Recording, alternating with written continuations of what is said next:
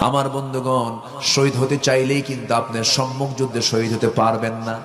তার বড় প্রমাণ হলো একজন সাহাবী ২৫০ শতাধিক যুদ্ধে অংশগ্রহণ করেছেন। খালিদ বিন ওয়ালিদ রাদিয়াল্লাহু তাআলা আনহু ২৫০ শতাধিক যুদ্ধ করেছেন। প্রথম যুদ্ধ তার উহুদ। সেই যুদ্ধে তিনি বাতিলদের পক্ষে এসেছিলেন। সেই বাতিলদের পক্ষে সেও সেই পক্ষটাই বিজয়ী হয়েছিল। অর্থাৎ খালিদের জীবনে কোনো পরাজয় ছিল না। ২৫০ শতাধিক যুদ্ধে তিনি অংশগ্রহণ করার পরেও এই লোকটার শরীর থেকে একটা ফোঁটা রক্ত কেউ বের করতে পারে নাই।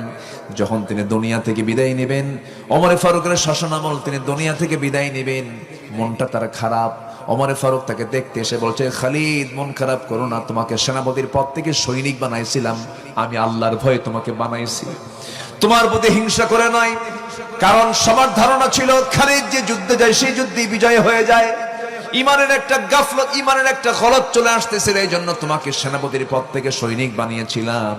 খালিদ বিন ওয়ালিদ বলেন, আমিরুল মুমিনিন, আপনার মতো বিশাল ব্যক্তিকে আমি আপনার উপরে রেগে থাকবো? আমি মন খারাপ কেন করবো? আপনি যা করেছেন ভালো করেছেন, কিন্তু আমার মনটা বড় খারাপ। আমিরুল মুমিনিন, কেন, কি হয়েছে? আজকে এত যুদ্ধ করেও আমি শহীদ হতে পারলাম না। আজকে আমি বিছানায় মরে মরে যাচ্ছি, অন্যান্য প্রাণীর মতো বিছানায় পড়ে পড়ে মারা যাচ্ছি, শহীদ হতে পারলাম না।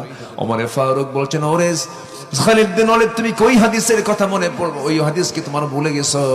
যে ব্যক্তি হৃদয়ে লালন করবে শাহাদাতের তামান্না, আল্লাহ রাব্বুল আলামিন তাকে বিছানায় মরণ হলেও তাকে শহীদের দরজা দিয়ে দিবে।